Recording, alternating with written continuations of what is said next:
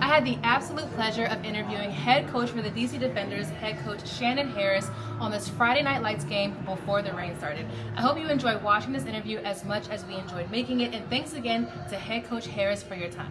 So let's spend a couple minutes just getting to know you a little bit with the 3 F's. Family, faith, and food. You have an older son who is an all-conference pitcher for Alabama State, 2 daughters that bring you joy. Does being a father make you a better leader? Absolutely, yeah, non-negotiable. That's where it all starts with family, and that's why I work hard and do the things I do for them to try to make things much better for them throughout the future. Yeah, can't do things without them for sure. Faith. God is dope on your shirt right now. You often wear shirts that say something about God. You're very vocal on social media and in interviews about God. Is faith part of your identity as a leader and as a coach? Absolutely. None of this happened without my faith and without God being in the midst of it all. Even how I got this job, it all just fell into my lap, and just through prayer and preparation for sure. So that's the biggest thing. It's all about my faith. That's where I get all my strength from. All of my no worries, and just stay grounded in everything I do. And that's where it all starts with my faith for sure. Okay. And last after football. So first year head coach, have you had a chance to speak to Reggie Barlow at all throughout your journey so far this season? Yeah, Coach and I, we still talk all the time. We text back and forth, a few conversations here and there, but we both busy. He's busy back in Nashville at Tennessee State. I'm busy here, but texting back and forth all the time just to catch up, see how things going. He's hit me up about plays and things like that. So we still chopping up all the time. Coach is my guy, man. I love that dude. So we had that opportunity to work with him and work together and all that stuff. It's been so much fun. Yeah, he has great things to say about you. And I spoke to him the other day about coming to the last game. And it speaks a lot to your relationship and the selfishness that he just does not possess. Because he said, of course, he wants to come and support, but he wants to let you know that this is your team. He doesn't want to be overbearing or intrude. So I actually have a video from him for you, surprise for today, that he wants to give you a message. Goes. What's up to my man, Shannon Harris? How about this season, man? I want to just say how proud we are of you and the team and the coaching staff, man. You guys have done a good job of staying in the fight, man. I just want to wish you good luck tonight, man. Remember, man, the terror must be maintained. The empire is doomed. Go, DC Defenders, and go Big Blue. Good luck to you guys, man. Oh, man, how about that, right? How about that? Obviously showing so much support from all the way to DC State, but I can tell you guys have a really great relationship. Absolutely, yeah. I mean, I've learned a lot from Coach. He's one of those guys that's a true players coach, and he knows how to galvanize and do it the right way. He knows how to push those buttons the right way and get guys to do things the right way at all times.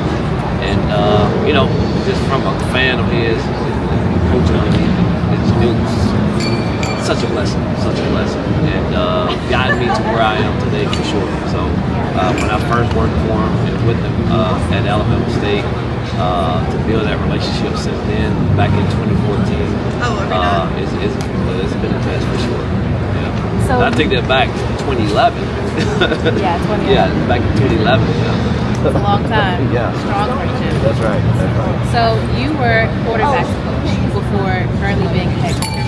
How hands-on are you with the defense? Do you give defensive coordinator Blake Williams full autonomy of the defense?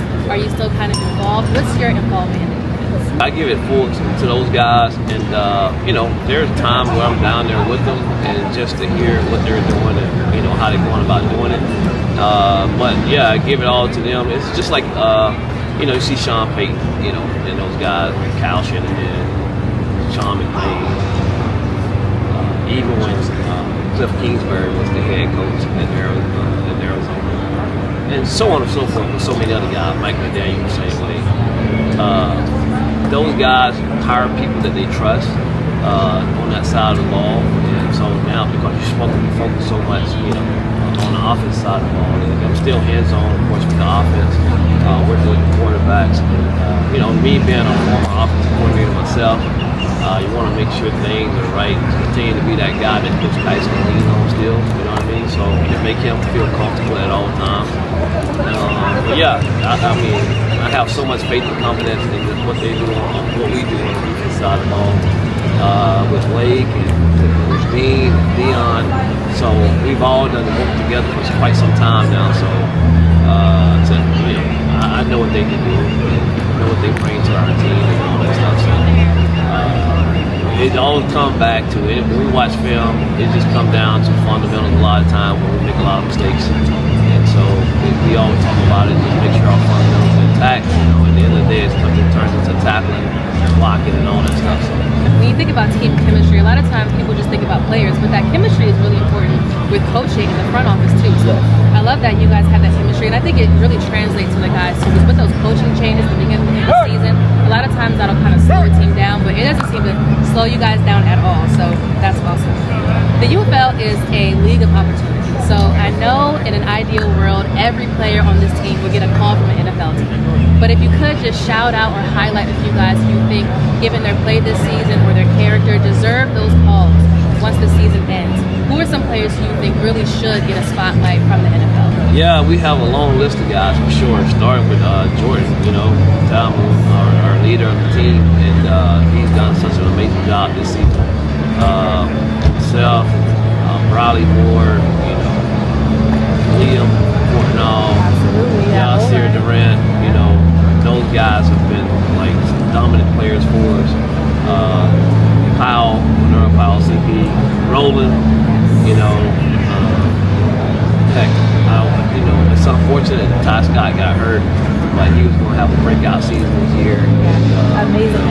Yeah, so much energy for us.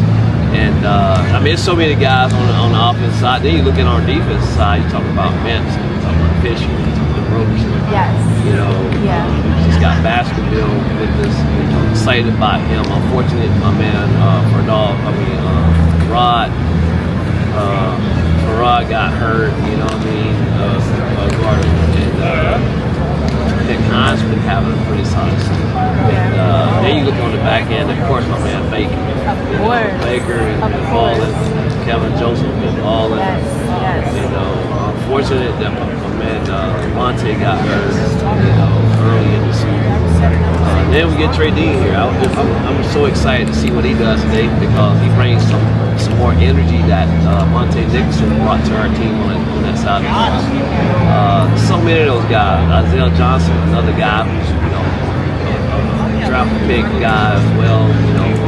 With him coming back, later in the season, the energy that he brings for us. So many of those guys are deserving some opportunities. Let's just see what happens.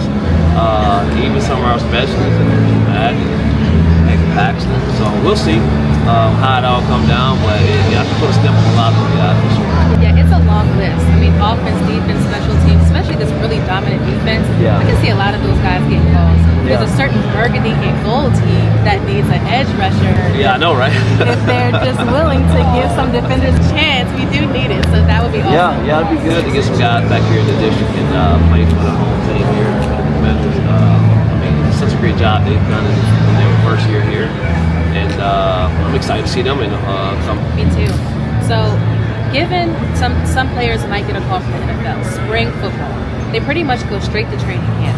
And then an 18-week, 17-game full NFL season. Do you see the schedule of a full year of football being pretty tough for UFL players who do get that call up mentally or physically? Yeah, it's tough. Both, like you said, both mentally and physically. But the thing about it is the guys take care of their body under control. They can handle it, and the good thing about it is when they get there, they already football ready. You know what I mean? And they don't have to worry about like some of the younger guys that come in and just get there as rookies. These guys already had a lot of games played. They already football ready, so and they know how to do the whole routine of taking care of their body, what to do and what not to do. So from a mentally standpoint, physical standpoint, they already it doesn't take a minute. The UFL isn't just a league of opportunities for players, it's also a league of opportunities for coaches. So I know this is your first year head coaching, you're not even done the regular season yet, but do you see yourself staying in DC in the future? Do you like it? Do you want to maybe see yourself in the NFL? What are some of your goals as a head coach? Yeah, definitely love to see continue to advance, up into the coaching ranks for myself personally. And yeah, I love to stay here in DC. Definitely the fans here are very passionate, and I love what they bring to our organization. But again, it's not so much just for the players and or the coaches, but our equipment people get an opportunity. Strength coaches got opportunity. Our training room staff, they all got opportunity. We have people go to different teams that's still there now, offered from training room and from equipment and all of that stuff now in the NFL. So it's beyond just the coaches and players, that's for sure. And it's exciting for everyone to be involved with what we do, get those opportunities. So let's talk about tonight's game. St. Louis Battlehawks are in the XFL with the Defenders. See them twice a year during the regular season, and as it turns out, you'll see them again on June 8th for the conference championship. It's got to be tough playing the same team in a short season 3 times. What kind of creativity is going into play calling, disguising on defense? Like what, without giving away too much, is the game plan for playing a team 3 times in one short season? No, right. You have to be creative, and we're kind of used to it for us because we had to do it year 1 and 23 against Seattle. So to have some experience from that standpoint, and then let me say this: I tell you, St. Louis and what Coach Beckman has done. Huge respect for them guys, and they've gotten better every year. They're a tough team, always gritty bunch of guys for what he's done with that organization as well. And they have a great roster. I respect those guys, how they play. And I told one of their D linemen the last time we played up there this season, like I love the way they play and how they get to the football. So a lot of respect for those guys.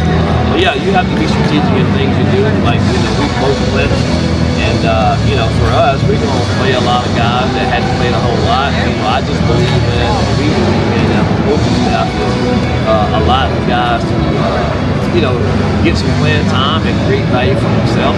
Not only we want to win games, but we also want to develop guys and give them that opportunity to get tape so they can showcase their talents. Yeah, we spoke a little bit after the last home game about if you're going to rest some players or what the game plan is. So you do plan on kind of giving guys who didn't really get many reps during the season more of an opportunity today? Yeah, we want to give more film and put out their work and showcase their talents. Mike will start for us today, and we're going to give him the keys to the Ferrari and let him go after it. I'm excited about him. He did a really good job for us last week. In that second half against Houston, so we're excited to see what he does today. He's all ready for it, and can't wait to see him go out there and play and lead our team to a victory. Yeah. Okay, final thoughts.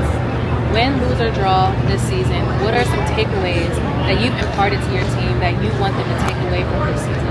Yeah, the biggest thing is to, the one thing I've taken away from this team is that, how resilient we are. And the type of team that we've shown to have grit to where we've been through a whole lot, losing coaches, and these guys are battle tested. We get our best shot from everybody. So the one thing I've really taken away from this team is how resilient we are as an entire football team. And the togetherness of our football team, how great these guys hang out these things together. It's not just guys on offense hanging out,